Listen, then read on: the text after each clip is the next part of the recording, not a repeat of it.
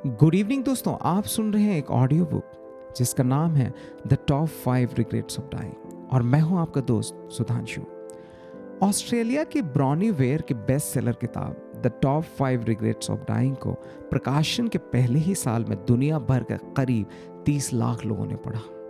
पेश है इसी पुस्तक पर लिखे ब्रॉनी के एक लेख का सार।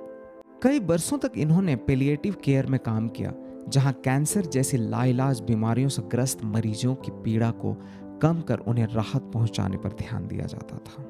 उनमें से तो कुछ ऐसे थे जो मौत की दहलीज तक पहुंच जाने के बाद सिर्फ अलविदा कहने के लिए घर गए थे। इन्होंने उनकी जिंदगी के आखिरी 3 से 12 हफ्तों में उनके साथ जो वक्त गुजारा है उसके बारे इन्होंने एक्सपीरियंसेस शेयर किए हैं। ऐसे तमाम लोगों से इन्होंने पूछा था कि क्या वे अपनी जिंदगी में किसी बात का अफसोस रखते हैं या कोई ऐसी बात जिसे वे मौका मिलने पर कुछ अलग तरीके से करना चाहेंगे। जवाब में हर बार कुछ ऐसी बातें उभर कर सामने आई जिनमें काफ़ी कुछ एक जैसा था। इनमें से सबसे कॉमन 5 बातें जो थी मैं आगे शेयर कर रहा हूँ। पहला, काश मैं अपनी जिंदगी को अपनी तरह से जिया होता, ना कि उस तरह जैसा दूसरों ने मुझसे उम्मीद की। यह सबसे कॉमन अफसोस था।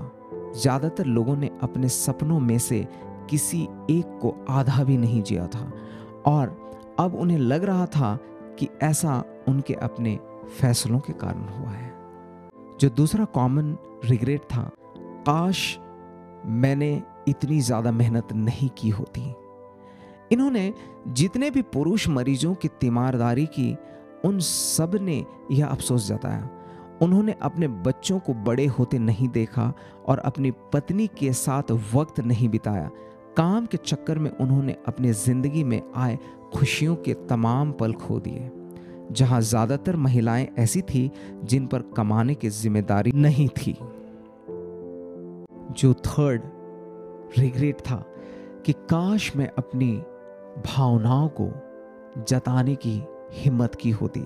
कई लोगों ने दूसरों के साथ रिश्ता बनाए रखने की खातिर अपनी भावनाओं को दबा ली थी। नतीजातन वे मामूली इंसान ही बनकर रह गए और उस ऊंचाई को हासिल नहीं कर सके जिसके वे हकदार थे। जो फोर्थ रिग्रेट था कि काश मैंने अपने दोस्तों से संपर्क नहीं खत्म किया होता। ज्यादातर मामलों में लोगों ने पुराने दोस्तों की अहमियत को तब तक महसूस नहीं किया जब तक मौत उनके बिल्कुल करीब आकर खड़ी नहीं हो गई। लेकिन इस मोड़ पर उनके लिए पुराने दोस्तों को खोज निकालना मुमकिन नहीं था। कई अपनी जिंदगियों में इतने मसरूफ थे, उन्होंने अपने बेहद प्यारे दोस्तों की भी सालों तक खोज खबर नहीं ली। सबने मौत के वक्त अपने दोस्तों को बहुत मिस किया। दोस्तों, जो 5th रिग्रेट था वो बड़ा कॉमन था सबके लिए और वो था, काश मैंने अपने को खुश रखा होता। आश्चर्यजनक तौर पर यह अफसोस लगभग सब में दिखा। कई अंत तक यह नहीं समझ सके कि खुशी हासिल करना दरअसल उनकी अपनी इच्छा पर निर्भर था। बदलाव के डर से उन्होंने खुद से यह झूठ बोला कि वे संतुष्ट हैं, जबकि अपने दिल की गहराइयों में वे एक बार फिर ढंग से हंसना और कुछ बेवकूफियों को करना चाहते थे।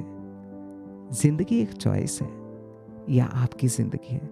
सावधानी से चुनिए, समझदारी से चुनिए, ईमानदारी से चुनिए, खुशी से चुनिए। तो दोस्तों, अगले किसी ऑडियो बुक में हम फिर से मिलते हैं। Thank you so much. आप ज़रूर से हमारे कमेंट बॉक्स में जा कर के बताएं कि ये ऑडियो बुक आपको कैसा लगा। अगर आपको अच्छा लगा देन मैं आपके लिए नेक्स्ट ऑडियो बुक एक खूबसूरत किताब कर लेकर आऊँगा। Thank you so much.